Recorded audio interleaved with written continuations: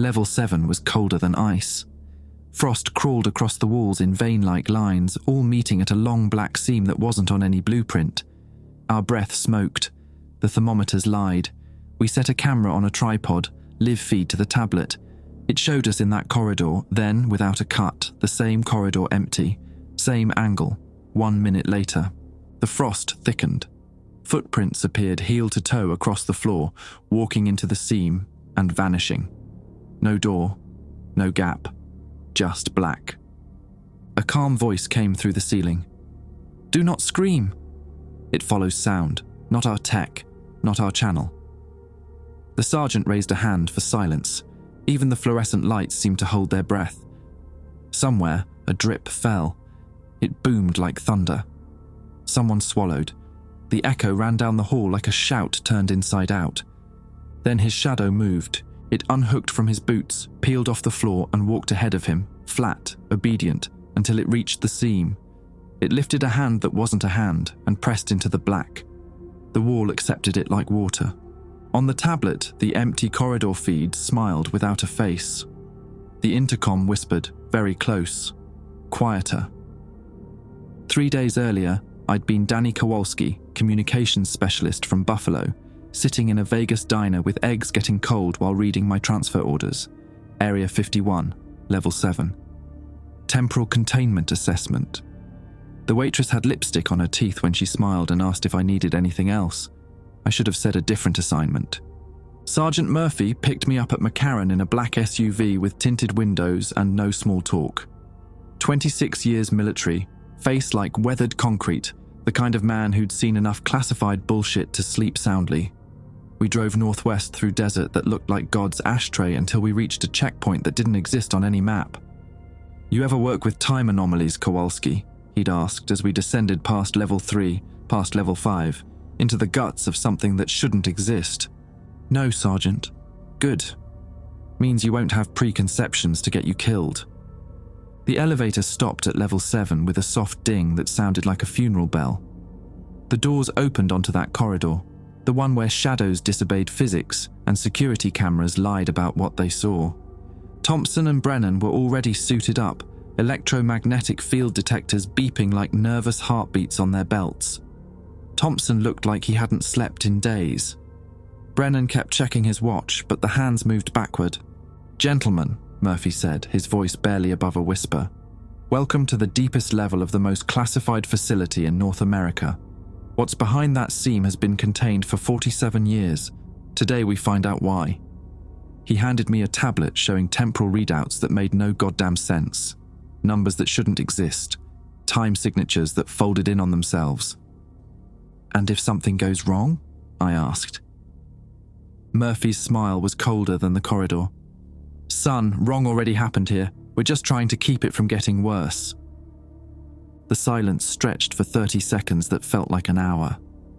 Murphy held his hand up, studying the tablet feed where our empty corridor waited like a patient predator. Thompson's electromagnetic detector had gone quiet. No beeping, no static, just dead air that made my skin crawl. "Reset the camera," Murphy whispered. I knelt beside the tripod, fingers numb despite the insulated gloves. The lens felt warm against the Arctic air, which made no sense. The viewfinder showed us clearly. 4 men in tactical gear, breath steaming, shadows pooling normally at our feet. Except Brennan's shadow was facing the wrong direction. "Sarge," I breathed, but Murphy was already looking. On the tablet, the feed showed the corridor empty again. Same angle, same frost patterns. But now there were 5 sets of footprints leading to the seam. "Jesus Christ," Thompson muttered. His detector sparked to life, needles jumping like they were having seizures. "Temporal distortion is off the charts. 12.4 terawatts of displaced energy." "In English, Doc," Murphy said. Thompson wiped sweat from his forehead despite the cold. "Something's punching holes through time. Big ones. And it's been doing it for decades." Level 7 stretched ahead of us, a main corridor with 3 branching passages. The walls were reinforced titanium steel, built to contain nuclear explosions. They looked fragile as tissue paper down here. Emergency lighting cast everything in sickly amber, and I noticed the exit signs were written in 3 languages: English, Russian, something else that looked like it belonged in a museum. "Kowalski, you're on point communications," Murphy said, checking his sidearm. Standard issue Beretta, though I doubted bullets would help if time itself was fucked. Thompson handles the science gear. Brennan watches our six. Brennan nodded, but his movements seemed delayed, like he was moving through syrup. His watch read 14:32, same as mine, but the second hand moved in quarter-second stutters. We moved forward in formation, boots crunching on frost that shouldn't exist this far underground. The main corridor branched left toward what my briefing notes called Observation Bay Alpha. To the right lay Containment Laboratory Beta. Straight ahead, the black seam waited like a wound in reality. "I've been down here 6 times, Thompson said, voice barely audible. "Each time, the layout changes. Last week, that left corridor led to a cafeteria from 1962, still had coffee brewing." "You didn't mention that in the brief," Murphy said. "Would you have believed me?" "Fair point. 3 days ago, I'd been troubleshooting satellite uplinks in Nevada. Now I was walking through a facility that ignored the laws of physics like a drunk driver ignoring stop signs." My radio crackled.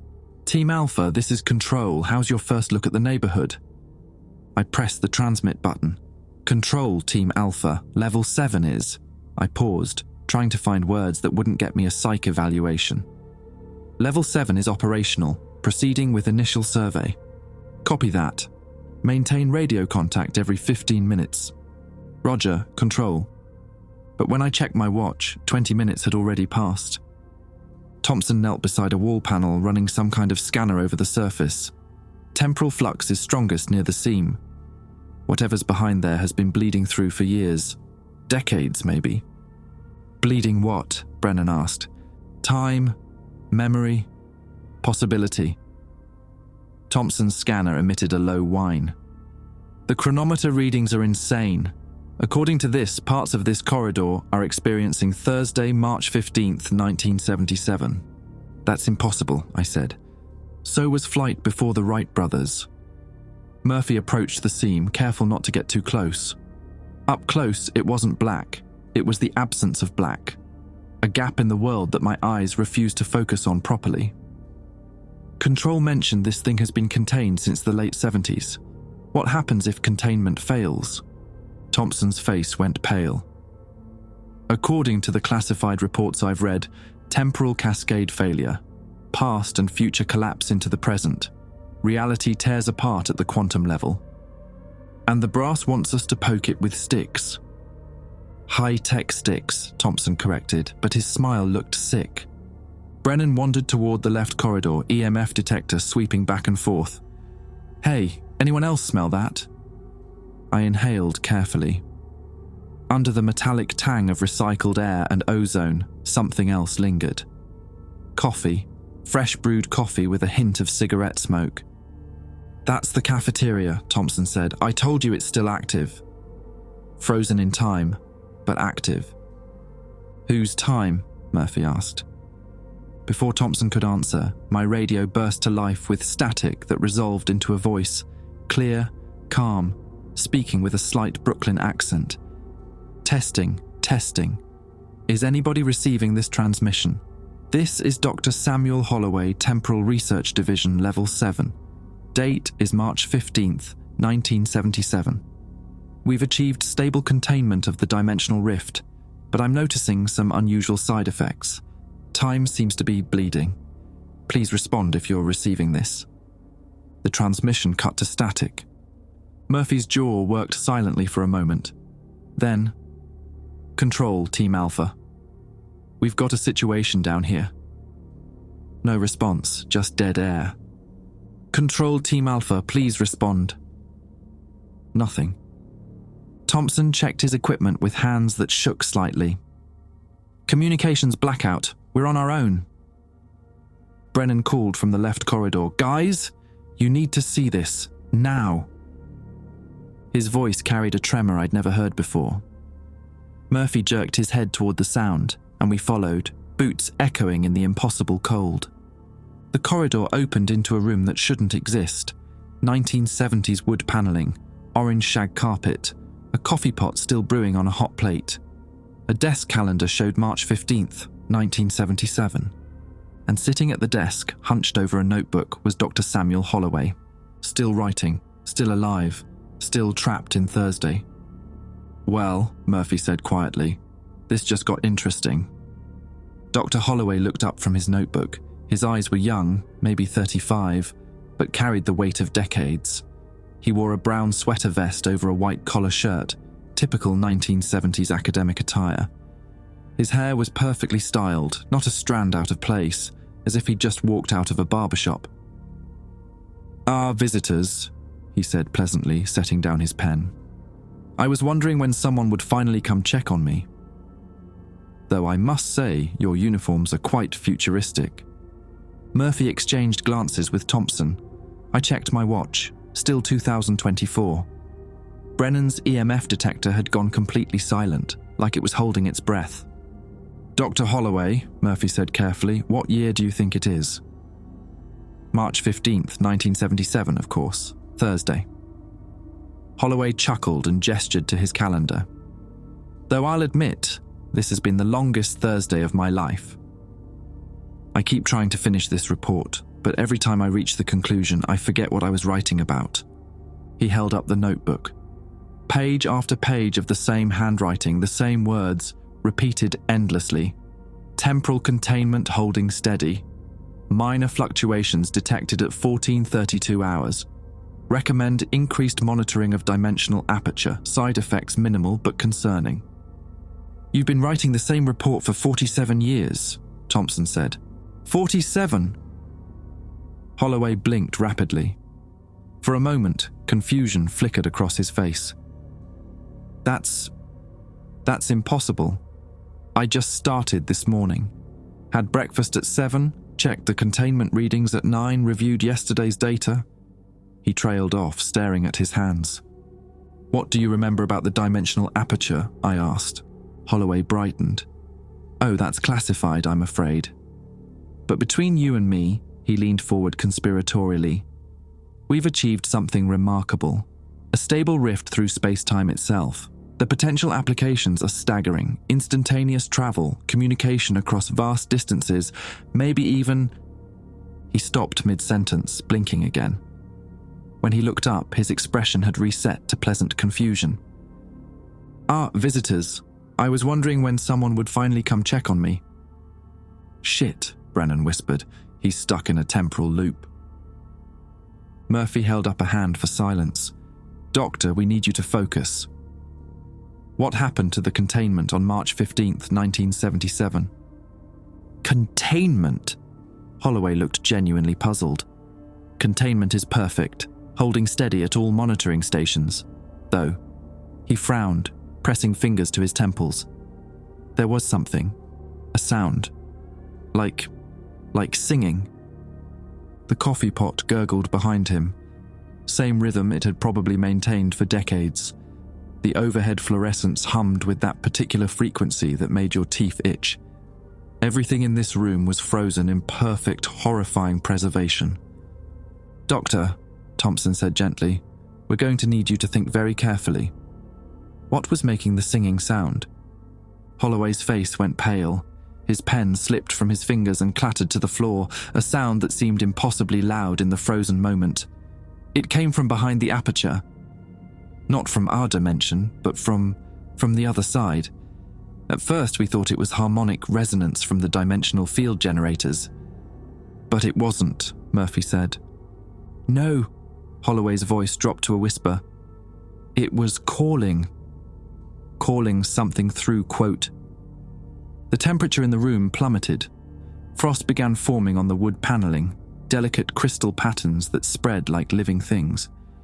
My breath clouded thick enough to obscure my vision. "What came through?" I asked. "The warden." Holloway stood slowly, movements jerky like a marionette.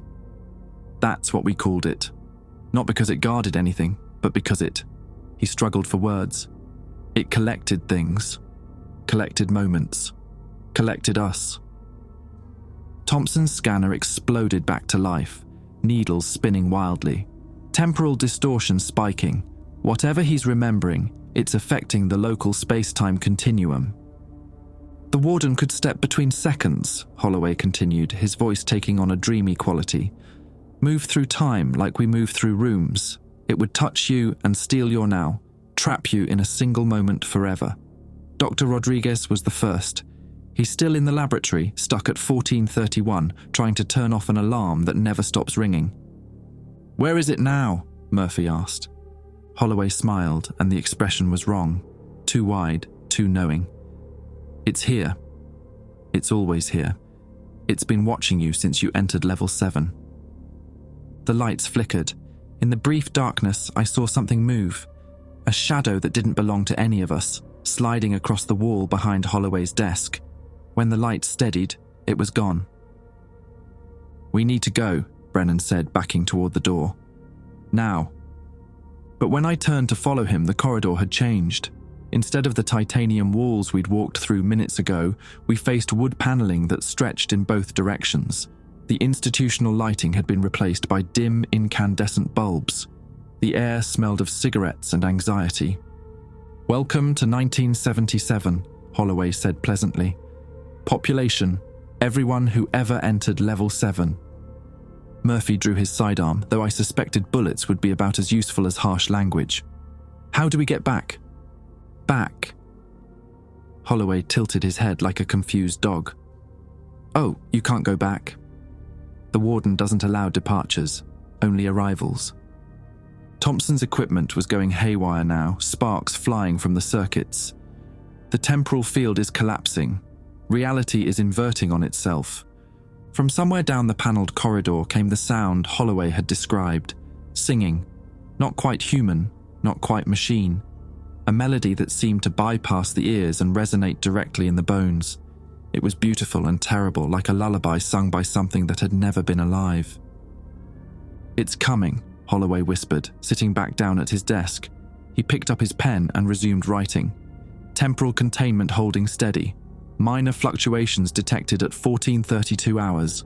The singing grew louder. Closer, Murphy grabbed Thompson's shoulder. Is there any way to reverse this? Maybe.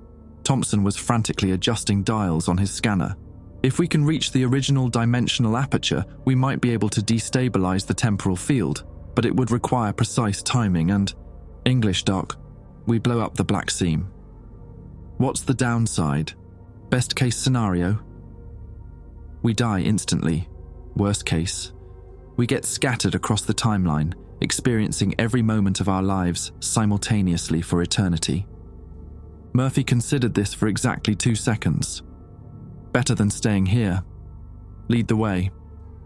We moved back toward the corridor junction, but the geography had shifted again. The cafeteria opened directly onto the main hall now, and the black seam waited at the far end, closer than before, pulsing with its own non-light. The singing grew stronger. Harmonics that made my vision blur and my inner ear scream. Behind us, Dr. Holloway continued his eternal report, pen scratching against paper in a rhythm that matched our footsteps. There, Thompson pointed at the seam, the dimensional aperture. But we need to get close enough to plant charges. What charges? Brennan asked. Thompson patted his equipment pack. Emergency destabilization device, quantum explosive, enough to punch a hole through reality itself. You just carry quantum explosives in your backpack. Standard equipment for temporal research, insurance policy. The seam pulsed, and for a moment I saw through it, a glimpse of something vast and dark and infinitely patient, something that had been waiting on the other side for 47 years, collecting moments like a child collecting butterflies. The warden, and it had finally noticed us. The singing stopped. Complete silence descended like a suffocating blanket. No hum from the lights, no distant mechanical sounds, not even the whisper of our breathing. The world held itself motionless, waiting. Murphy raised his weapon toward the seam, but his movements seemed sluggish, underwater. Thompson clutched his quantum device with white knuckles. Brennan kept checking over his shoulder, convinced something was stalking us from behind. This is insane, Brennan hissed, breaking the quiet. We should be calling for backup, not playing with dimensional bombs. Backup? Murphy's voice carried 40 years of military pragmatism. Kid, We are the backup. Everyone else who came down here is stuck in their own personal hell. That's exactly my point. Brennan's EMF detector hung limp in his grip, utterly dead. Maybe we should retreat, regroup, figure out another approach. There is no other approach, Thompson said, adjusting the settings on his device. The temporal distortion is exponentially increasing. In another hour, the entire facility will be trapped in 1977. In 6 hours, the effect will reach the surface levels. And then? I asked, though I dreaded the answer. Then 40,000 people at Groom Lake get to experience March 15th, 1977 forever. Brennan shook his head violently. This is suicide. Pure fucking suicide. You got a better idea? Murphy snapped. Because I'm all ears. Yeah, I do. We run, we seal level 7 and forget it exists. They tried that in 1977, Thompson said quietly. Sealed it with titanium blast doors, posted guards, classified it beyond top secret. Look how well that worked. The seam pulsed again, and this time I felt it in my chest, a pressure that made my heart skip beats. The air around it shimmered like heat waves, but backward, pulling warmth and light into itself. It's feeding, Thompson observed, reading his instruments. Every moment we spend here gives it more power, more time to collect. That's when I realized my mistake. The communications equipment, every signal I'd sent, every radio check with control, I'd been broadcasting our position, our thoughts, our fears directly into the temporal field. The warden had been listening to everything. Guys, I said slowly, I think I fucked up. Before I could explain, the corridor behind us filled with footsteps, not boots on metal grating, but dress shoes on linoleum, slow, measured steps that echoed with the authority of someone who belonged here. A man rounded the corner, tall, thin, wearing a lab coat over a 1970s suit. His face was familiar from old personnel photos. Dr. Rodriguez, the first victim Holloway had mentioned. He moved with jerky, puppet-like motions, and when he spoke, his voice layered over itself in temporal echoes.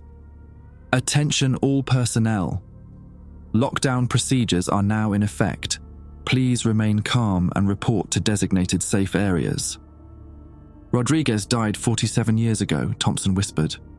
No, Rodriguez replied, though Thompson hadn't spoken loud enough for normal hearing. Rodriguez is dying 47 years ago. Rodriguez will die 47 years ago. The tense is irrelevant when time becomes geography. His eyes were wrong, too wide, reflecting light that wasn't there. When he moved, fragments of other moments trailed behind him like after images. I saw him at his desk, at the coffee machine, arguing with colleagues, kissing a woman goodbye at the surface entrance. The warden requires assistance, Rodriguez continued in his multi-layered voice. Please prepare for temporal integration. Fuck this, Brennan muttered, raising his sidearm. Don't shoot, Thompson shouted, but it was too late. The gunshot exploded through the corridor, deafeningly loud after the unnatural silence. The bullet passed straight through Rodriguez without effect. He existed in 1977, and bullets from 2024 couldn't touch him. But the sound. The warden screamed in response, a noise that bypassed human ears and tore directly through consciousness. The lights exploded in showers of sparks. Emergency power kicked in, bathing everything in hellish red. The walls began to bleed, not blood but time itself, thick temporal fluid that pooled on the floor and reflected impossible images. You idiot! Murphy grabbed Brennan's arm. It follows sound. Too late. Something vast and shapeless poured through the seam, not emerging from it, but flowing like liquid night. The warden didn't have a fixed form. It was absence given purpose, a hole in reality that thought and hungered. It reached Brennan first. He froze mid-step, 1 foot raised, mouth open in a scream that would never come. His eyes tracked desperately as the warden flowed around him, through him, examining every moment of his existence like pages in a book. Tom, I shouted, but Brennan couldn't hear me. He was trapped at 14:33:27, forever caught in the instant between heartbeats. The warden's attention turned to us. It had no face. It spoke without sound, words that appeared directly in my mind. Communications specialist. You called to us across the years. You made this possible. The realization hit like a sledgehammer. Every radio transmission, every check-in with control, I'd been creating temporal links, weakening the barriers between now and then. My own equipment had served as a beacon, guiding the warden toward the present. "Thompson, how long?" Murphy demanded, backing toward the seam. 30 seconds to arm the device, another 20 to reach minimum safe distance. Safe distance from a quantum bomb? Safe is relative, less dead than staying here. The warden flowed closer, leaving trails of frozen moments in its wake. I saw glimpses of other victims, technicians trapped mid-conversation, security guards frozen while drawing weapons, scientists locked in eternal surprise as their instruments exploded. Murphy grabbed my shoulder, pulling me toward the seam. "Move!" We ran, boots splashing through puddles of liquid time. Behind us, Rodriguez's voice echoed from speakers that didn't exist. "Lockdown procedures remain in effect. All personnel report for temporal integration." Thompson worked frantically on his device as we reached the seam. Up close, it was even more wrong, a gap in existence that my eyes refused to process correctly. Looking at it was like trying to focus on the back of your own head. "Armed," Thompson shouted. 40 seconds until detonation." The warden surged toward us, and for a moment I saw its true nature. Not alien, but human. Terrifyingly human. It was every moment of fear, every second of regret, every instant of pain that had ever been trapped in Level 7. 47 years of accumulated suffering given form and purpose. It had been created by the very people it now hunted. "Jesus," Murphy breathed, seeing the same thing. "We made this." The bomb's timer hit 30 seconds. "We need to get past it," Thompson said. "The explosion has to happen from the other side of the seam to properly destabilize the field." Through that, I stared at the dimensional aperture. What's on the other side? 1977, but not our 1977. The original timeline, before the temporal loops began. 20 seconds. The warden reached for us with tendrils of crystallized time. Where they touched the walls, the metal aged decades in seconds, rust blooming like flowers, paint peeling, surfaces cracking with entropy. "Now or never," Murphy said. 15 seconds. We jumped. The seam swallowed us like black water, and I felt 47 years of accumulated time washing over me in waves. Every conversation that had ever taken place in Level 7, every scream, every moment of terror and confusion and desperate hope. I experienced them all simultaneously, and in that infinite instant between 1 second and the next, I understood what we'd truly unleashed. The warden wasn't the enemy. It was trying to fix what we'd broken. Every person it trapped, every moment it collected. It was attempting to repair the damage our experiments had caused. We'd torn a hole in time itself, and the warden was the universe's immune response. But our cure was going to kill the patient. The quantum device hit zero, and reality exploded around us in a burst of light that had no color and a sound that had no frequency. When the universe finished screaming, we found ourselves lying on cold metal flooring in a corridor that looked exactly like Level 7, but felt completely different. Cleaner, newer, untouched by 47 years of temporal contamination. Brennan was gone. Not dead, worse. Stuck forever in a moment that no longer existed, trapped between the spaces we'd just destroyed. "Welcome to March 15th, 1977, Thompson said weakly, checking his instruments. "The real one." And somewhere in the distance, I could hear the sound of approaching footsteps. We lay gasping on the floor for what felt like hours, but was probably minutes. The air tasted different here, cleaner without the metallic tang of decades-old recycling systems. Thompson's quantum device had become a twisted lump of slag, still smoking from the temporal explosion. "Sound off," Murphy wheezed, pushing himself upright. "Kowalski?" "Here." My radio equipment was fried, circuit boards melted into abstract sculptures. "Comms are dead." "Thompson?" "Present, but my instruments are fucked." Thompson held up his scanner. The display flickered between random numbers and what looked like ancient hieroglyphs. Quantum feedback destroyed most of the sensitive components. We were down a man and blind, stranded in 1977 with no way to contact the present. But at least we were alive, which put us ahead of Brennan.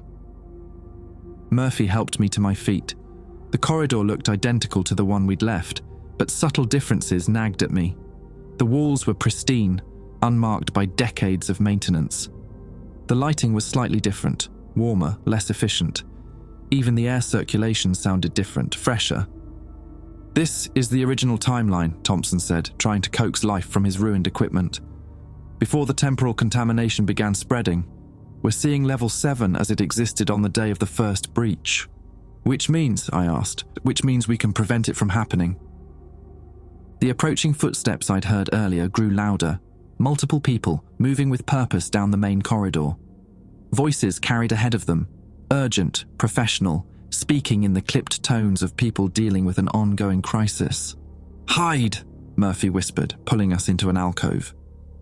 3 men rounded the corner wearing 1970s-era hazmat suits and carrying equipment I didn't recognize.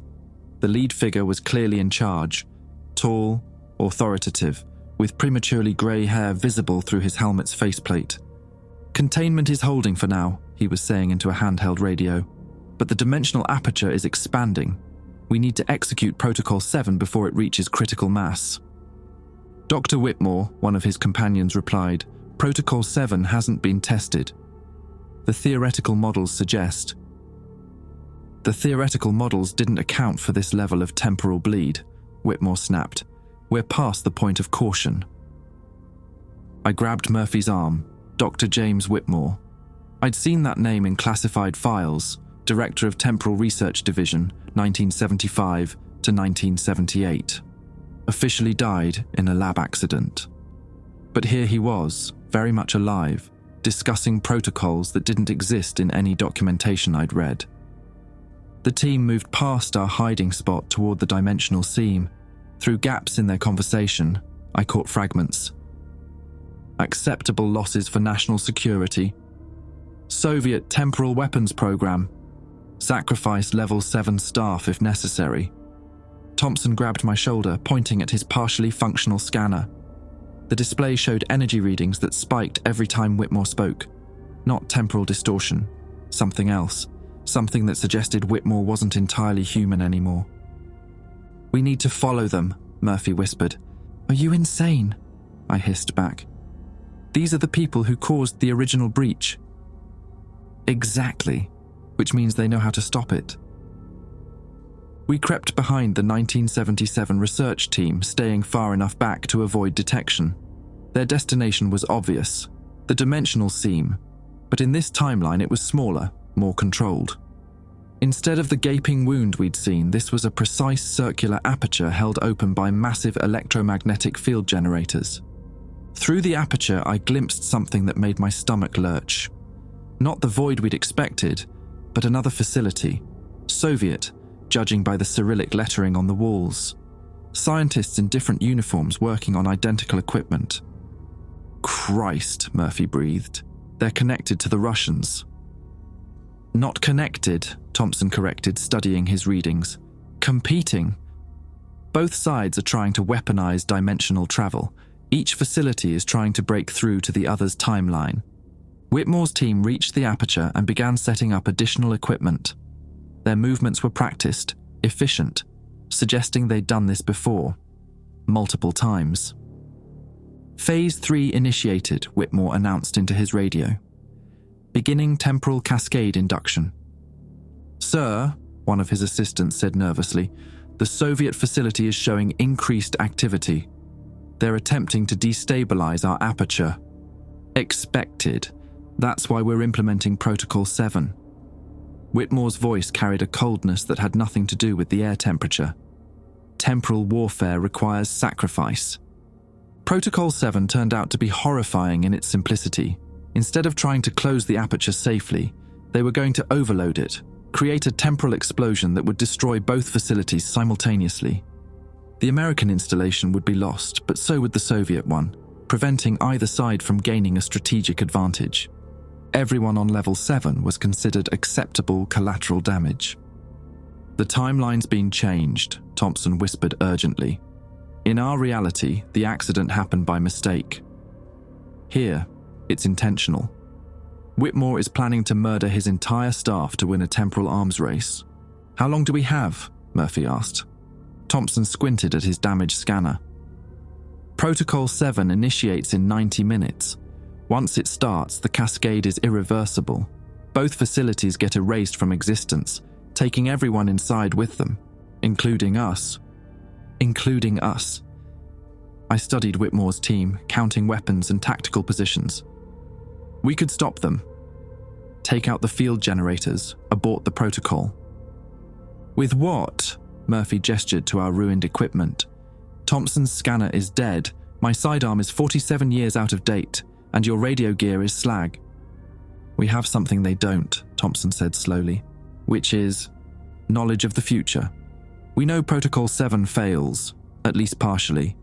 In our timeline, some of Level 7 survives, contained but not destroyed. The temporal contamination spreads instead of being eliminated. That doesn't help us stop it. It does if we can convince Whitmore his plan won't work. Murphy shook his head. You see how cold that bastard is? He's not going to listen to 3 strangers claiming to be from the future. Then we don't convince him, I said, a desperate plan forming.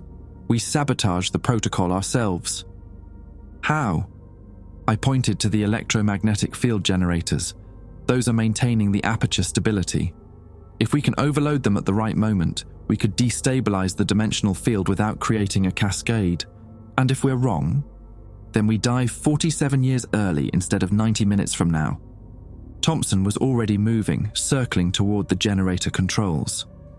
The electromagnetic frequency is based on 1970s technology. If I can access the primary control console, I might be able to introduce a harmonic resonance that... English, Doc. I'm going to make them sing themselves to death.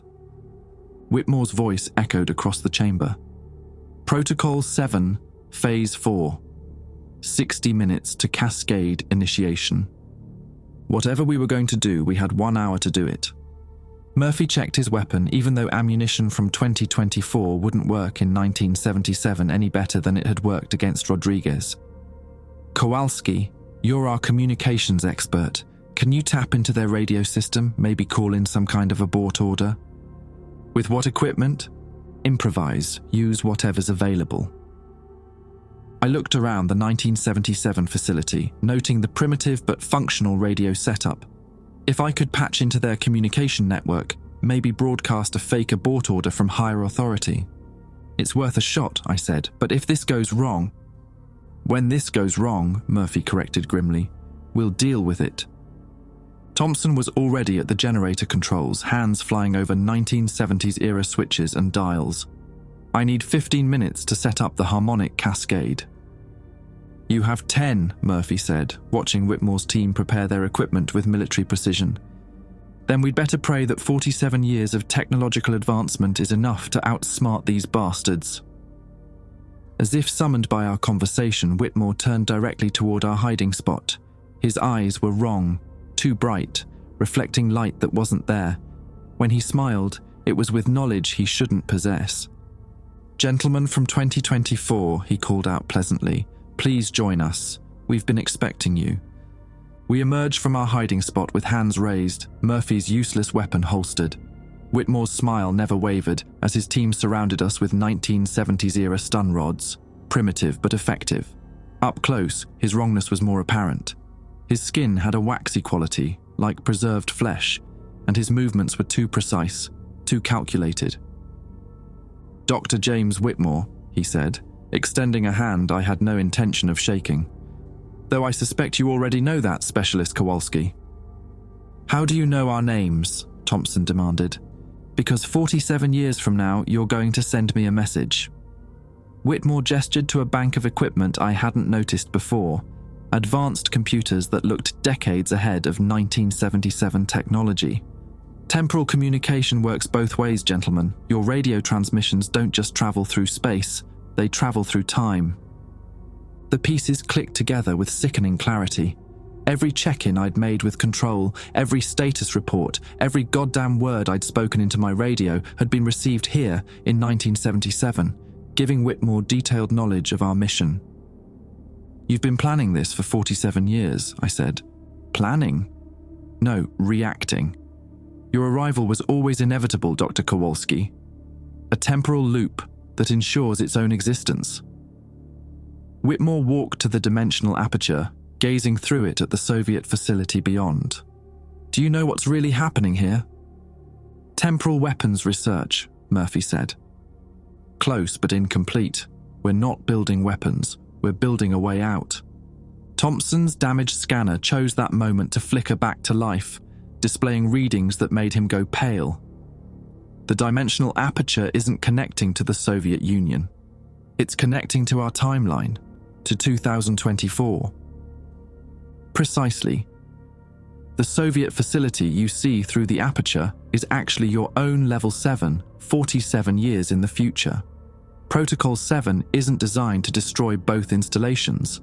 It's designed to create a stable temporal bridge between 1977 and 2024. The implications hit like a sledgehammer. You're trying to escape the timeline.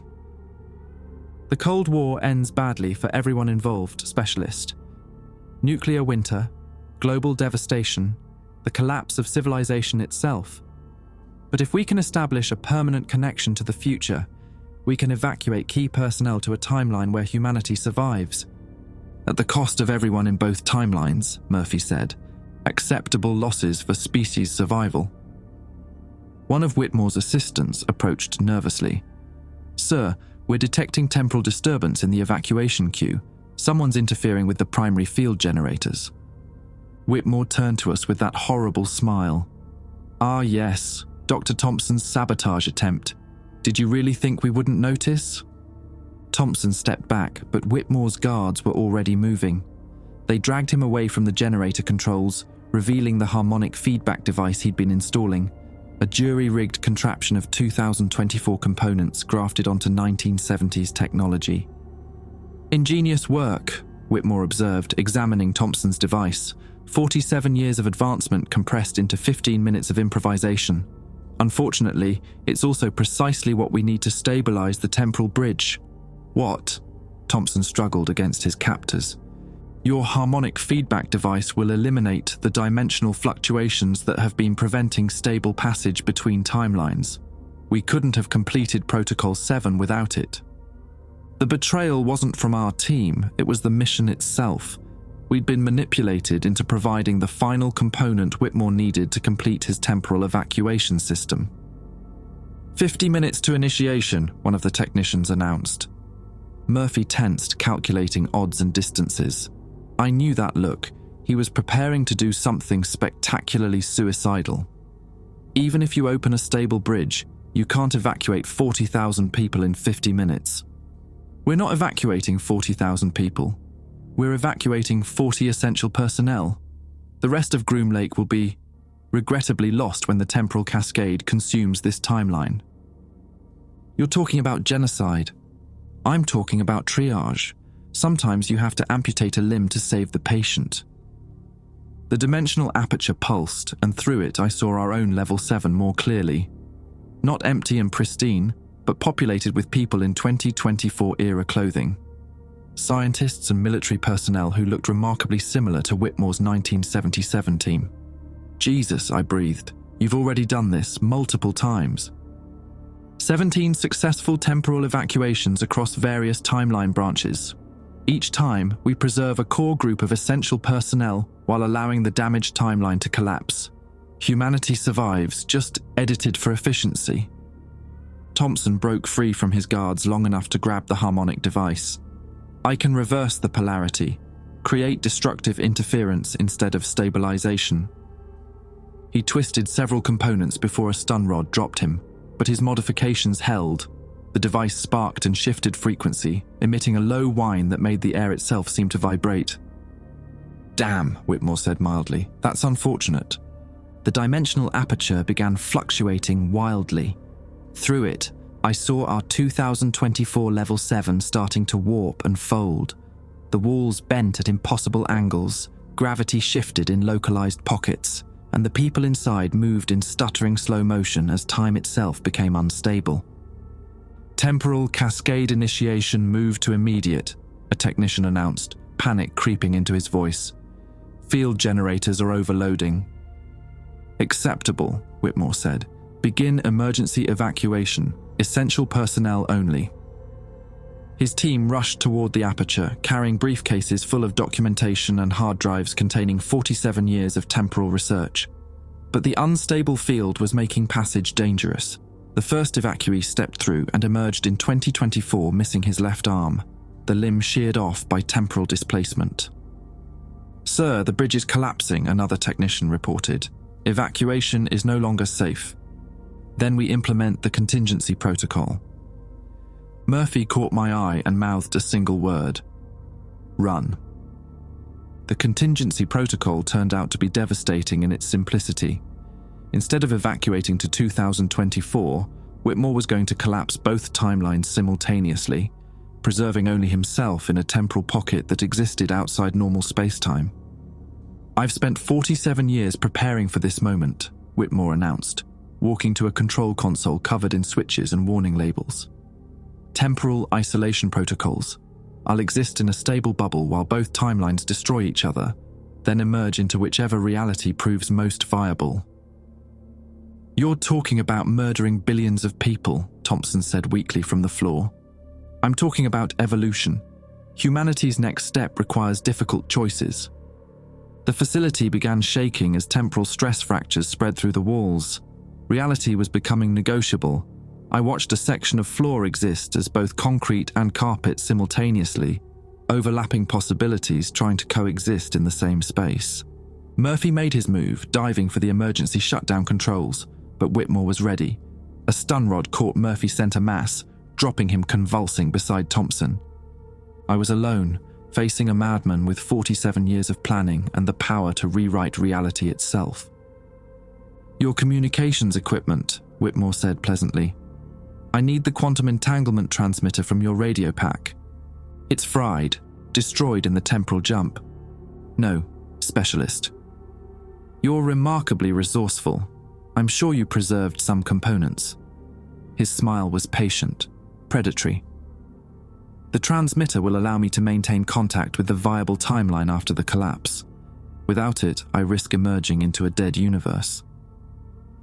The quantum transmitter was intact, a backup component I'd salvaged from the wreckage of my radio gear.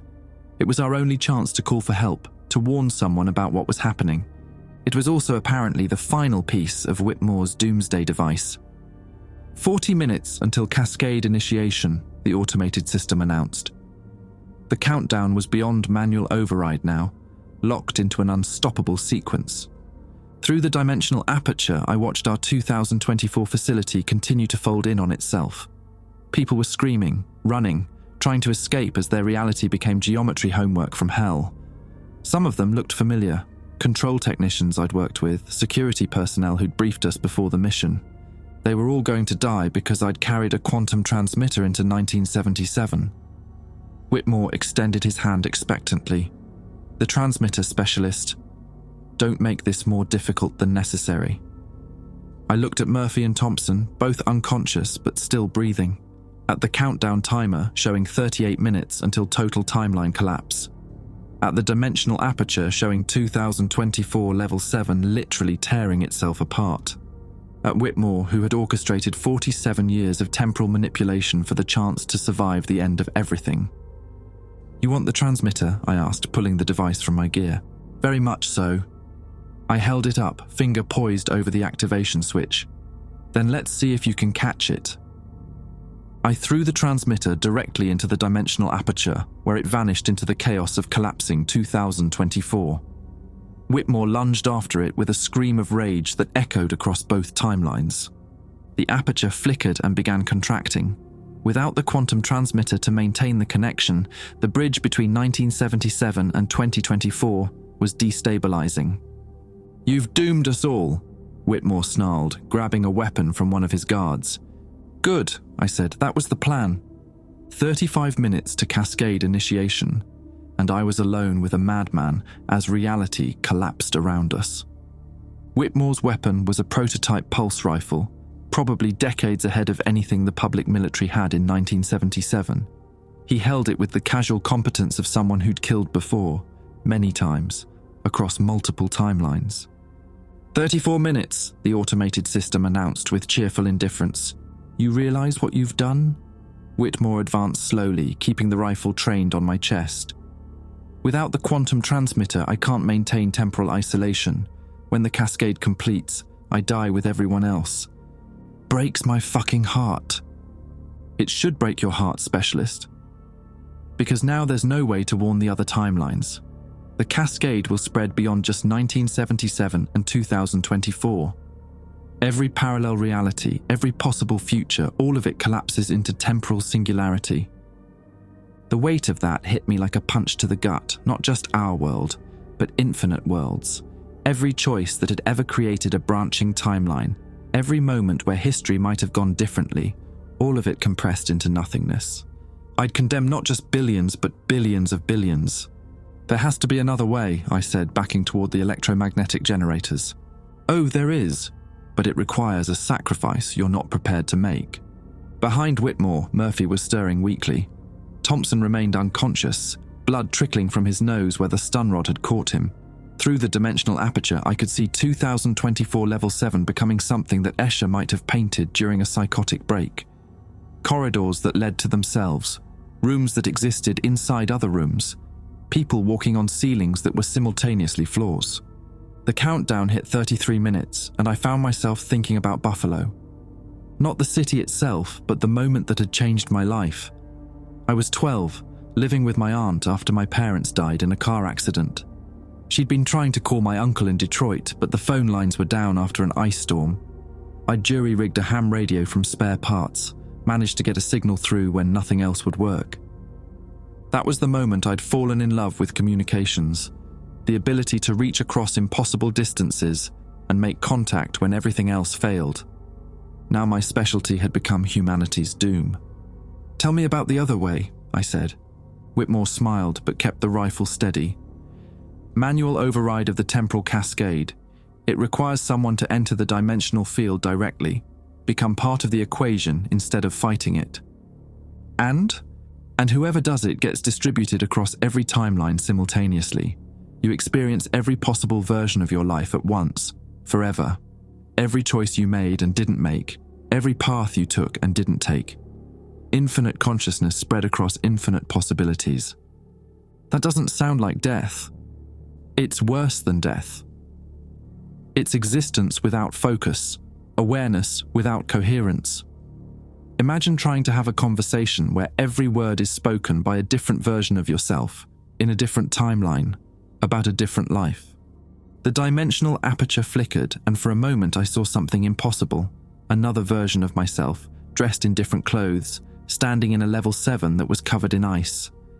Then another version, this one in a hazmat suit, working alongside scientists I didn't recognize. Then another, and another, all existing simultaneously in the same space. The cascade is already beginning, Whitmore observed. Reality is becoming unstable. Soon the barriers between possible worlds will collapse entirely. Thompson's eyes opened, blinking away blood and confusion. Danny, he whispered. The harmonic device. If you can reverse the polarity one more time. It'll create a feedback loop, I finished, but someone would have to manually adjust the frequency in real time. Someone would have to enter the field. Whitmore heard every word, but he didn't try to stop us. Go ahead. Attempt your heroic sacrifice. When the cascade spreads to every possible timeline, you'll have the satisfaction of knowing you tried. Murphy rolled onto his side, still weak but conscious.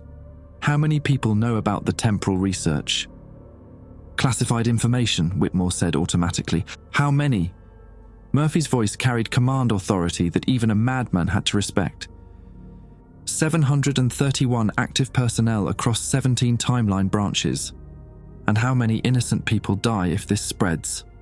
Whitmore's expression didn't change. Every human being who has ever lived or ever could live. Past, present, and future. Approximately 4 trillion individuals across all possible histories. 4 trillion. My uncle in Detroit, my aunt in Buffalo, every kid I'd gone to school with, every person I'd ever helped with my radio skills, every person I'd never met but might have met, every person who existed only in timelines I'd never see. all of them facing extinction because of what we'd unleashed. The harmonic device was within reach, but Whitmore's weapon was trained on my head. Any move toward the controls would be my last. 30 minutes, the system announced. That's when Dr. Samuel Holloway walked into the chamber. Not the looped version we'd met in the 2024 cafeteria, but the original 1977 Holloway. Younger, sharper, carrying a briefcase full of documentation and wearing an expression of absolute fury. "James," he said to Whitmore with the cold politeness of a longtime colleague, "what the hell are you doing?" "Samuel, I wondered when you'd show up. Protocol 7 was supposed to be theoretical research only. You've actually implemented it. The timeline requires correction. The nuclear war." "There is no nuclear war." Holloway slammed his briefcase onto a control console. "I've been monitoring alternate probability streams for 6 months. The Cold War ends peacefully in every timeline where you don't interfere. That's impossible. You've been creating the disasters you're trying to prevent. Every timeline you've evacuated was stable until you introduced temporal contamination." Whitmore's rifle wavered slightly. "You're lying. Check the documentation yourself. Timeline Alpha 7. Peaceful resolution. Nuclear disarmament by 1991. Timeline Beta 12. Cold War ends in economic competition. No military conflict. Timeline Gamma 3. Diplomatic breakthrough leads to joint space program." Holloway opened his briefcase, revealing charts and graphs that meant nothing to me, but clearly meant everything to Whitmore. "You've been destroying functional realities to save yourself from threats that never existed." The rifle lowered another inch. Whitmore's face cycled through confusion, denial, and something that might have been genuine horror. 28 minutes, the system announced. I made my choice. While Whitmore was distracted by Holloway's revelations, I dove for the harmonic device. Whitmore spun back toward me, rifle rising, but Murphy tackled him from behind. They went down hard, the weapon skittering across the floor. Thompson crawled to the electromagnetic generators, hands flying over controls he barely understood. "I need 60 seconds to recalibrate the field harmonics." "You don't have 60 seconds, Holloway said, studying readings on the control consoles. "The cascade is accelerating. Reality degradation is exponential beyond this point." Through the dimensional aperture, I saw versions of our own facility multiplying like reflections in a broken mirror. Infinite level 7s, each slightly different, all collapsing into the same dimensional space. "Someone has to enter the field manually," I said, grabbing the harmonic device. "Become part of the equation." "Danny, no." Thompson looked up from the generators. "The temporal displacement will tear your consciousness apart. Better than letting 4 trillion people die." I thought about Buffalo again, about the moment I'd managed to reach my uncle through a broken phone system, connecting 2 people across an impossible distance when everything else had failed. Maybe that's what I was meant to do, connect things that shouldn't be connected, bridge gaps that couldn't be bridged, even if it killed me. 26 minutes. Holloway was beside me suddenly, pressing something into my hands, a small device that looked like a cross between a radio and a compass. "Temporal stability anchor. It won't prevent the displacement, but it might keep your consciousness coherent long enough to complete the adjustment." Will it work? I honestly don't know. We're in uncharted territory. Murphy had Whitmore pinned, but barely. "Whatever you're going to do it fast." I looked at the dimensional aperture, at the harmonic device, at the temporal anchor that might preserve some fragment of my sanity. Then I looked at Thompson and Murphy, 2 good men who'd followed me into hell on a communications mission that had become humanity's last hope. "Tell Control that Specialist Kowalski completed his assignment." I stepped into the dimensional field and reality exploded around me in infinite directions. 25 minutes to cascade completion, the system announced to empty air. I was everywhere and nowhere, everyone and no one, experiencing every possible moment of my existence simultaneously. And somehow, impossibly, I was still myself. Existing across infinite timelines felt like drowning in conversations. Every version of myself spoke simultaneously. The Danny who became a teacher in Timeline Alpha 4, The Danny who died in a car accident at 16 in Beta 9. The Danny who never left Buffalo in Gamma 12. Their voices overlapped, creating a cacophony of possibility that should have driven me insane. But Holloway's temporal anchor held, barely. I was Danny Kowalski, communications specialist from Buffalo, standing in the electromagnetic field of a 1977 research facility while experiencing every moment I'd ever lived or could have lived.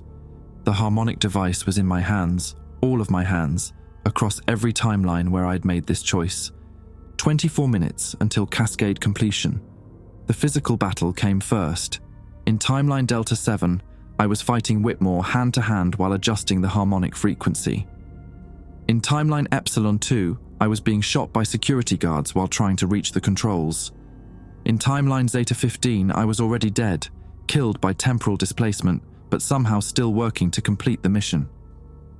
Death, it turned out, was just another variable in the equation. I felt every bullet, every punch, every moment of pain across infinite realities. But I also felt every success, every small victory, every timeline where Murphy and Thompson were helping instead of unconscious. The aggregate experience was overwhelming but also oddly comforting. I wasn't alone. I had infinite backup.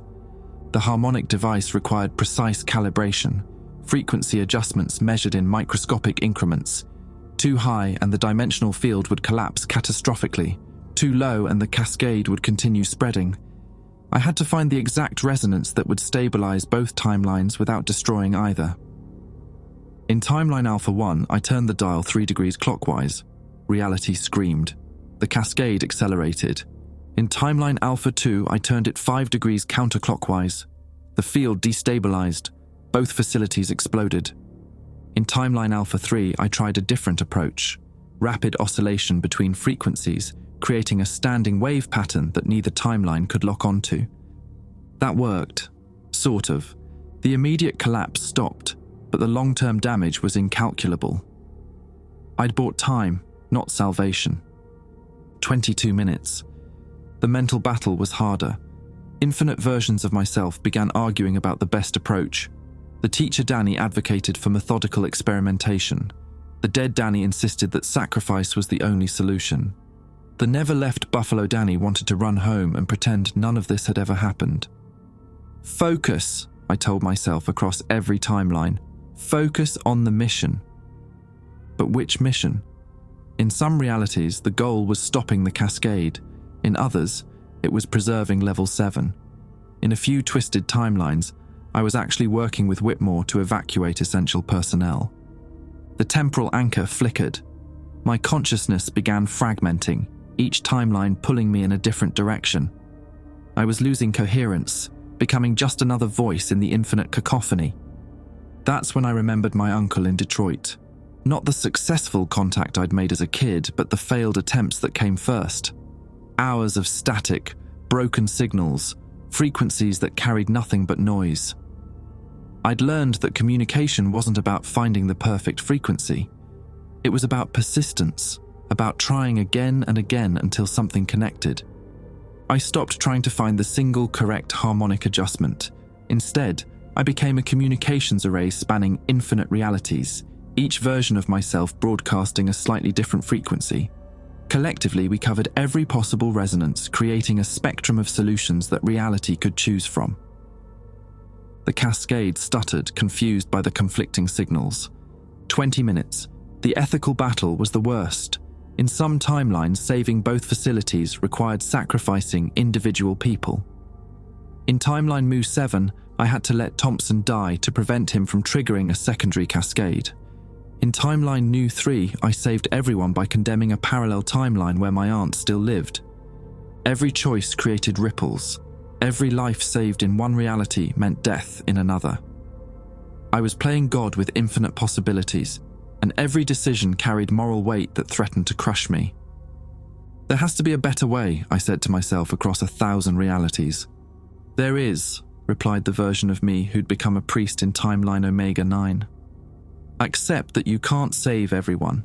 Accept that the choice isn't between good and evil, but between tragedy and catastrophe. 18 minutes.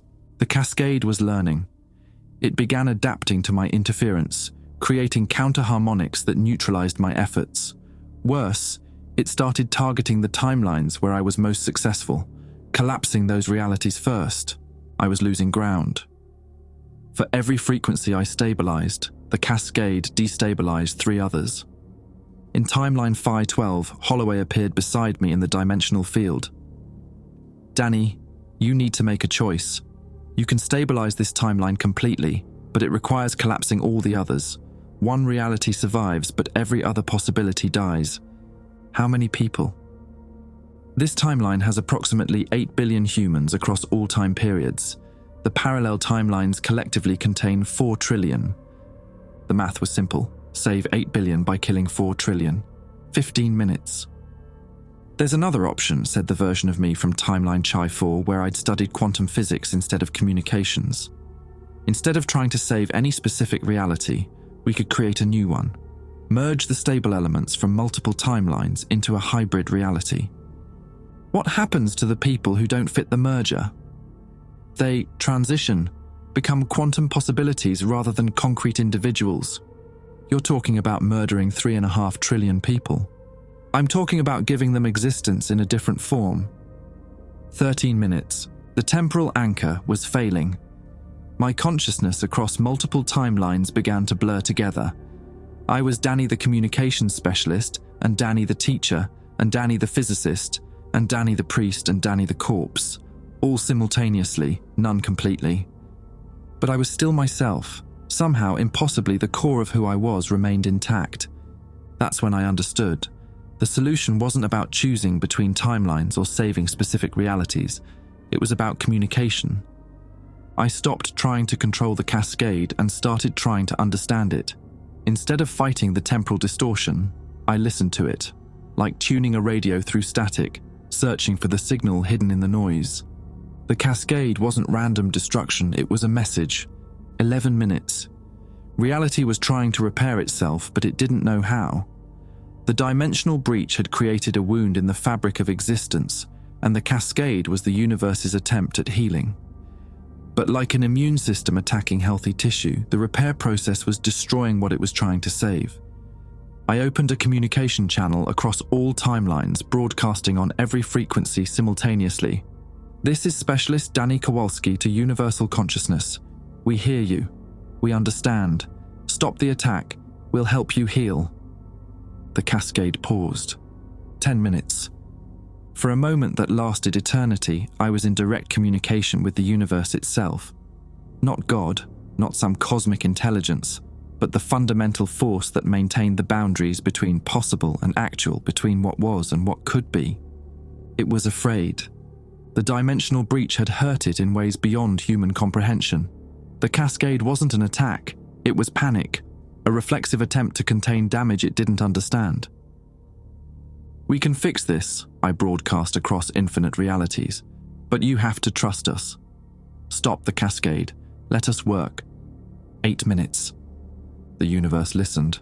Slowly, carefully, the cascade began to reverse. Instead of collapsing timelines into singularity, it started separating them, rebuilding the barriers between possible and actual. The dimensional breach began to heal, but the process required energy. Massive amounts of temporal energy. 7 minutes. "Where's the power coming from?" I asked across every timeline.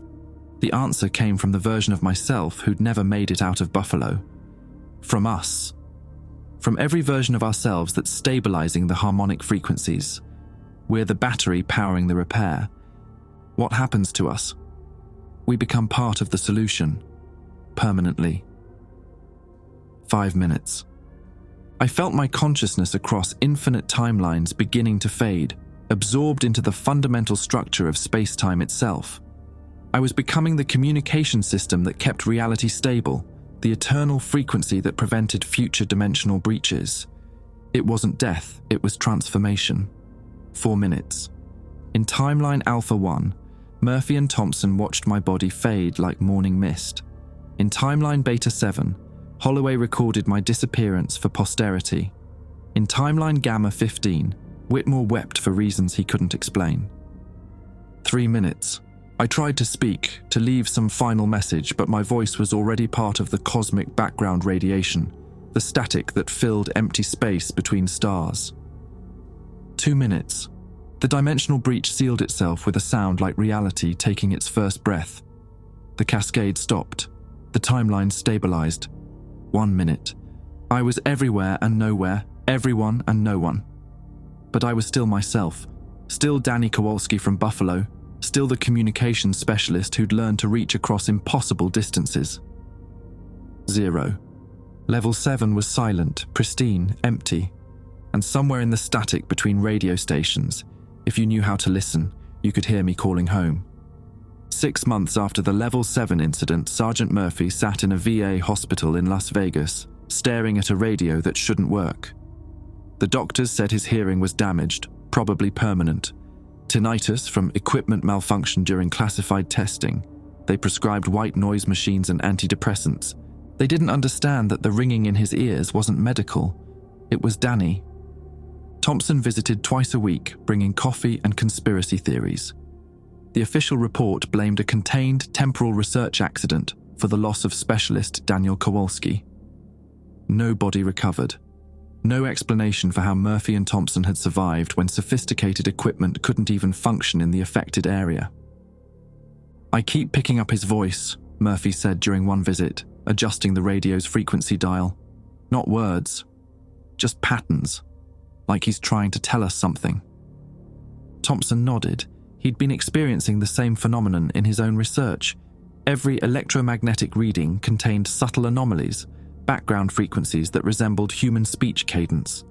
The scientific community dismissed it as equipment sensitivity to residual temporal radiation.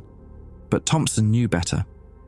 Danny had become part of the infrastructure of reality itself, a living frequency that maintained stability between what was and what could be.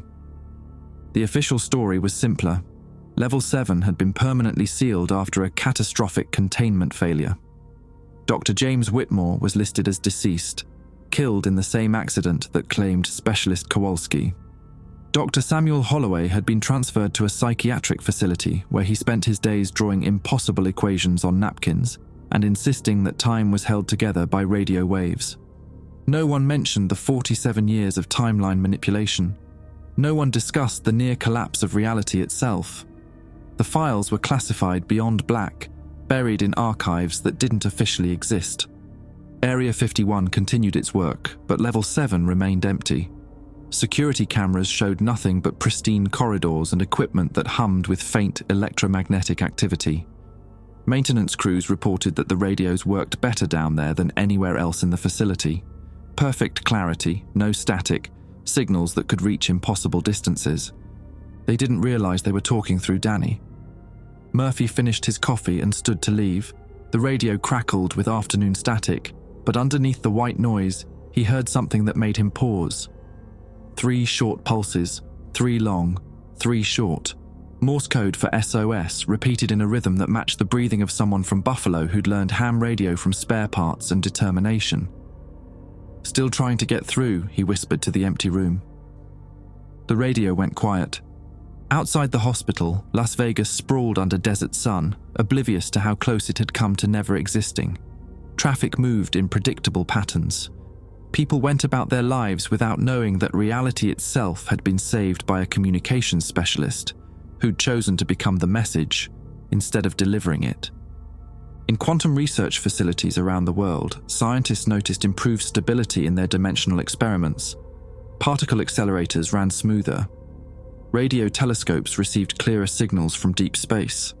The background radiation of the universe seemed somehow more organized, more purposeful. They attributed it to better equipment, improved methodology, natural cosmic evolution. They were wrong. Murphy walked to his car, fishing keys from his pocket. As he started the engine, the radio automatically tuned to a frequency that shouldn't exist, somewhere between stations, in the static space where nothing was supposed to broadcast. For just a moment, he heard it clearly, a voice calling across impossible distance, trying to reach home through a broken communication system. Patient, persistent, eternally hopeful that someone might finally answer. Danny Kowalski, still on duty, still trying to make contact. Murphy smiled and answered back. Lima 7 Control to Team Alpha. We read you, Danny. We read you loud and clear. The static faded to silence, but the frequency remained active, waiting for the next transmission.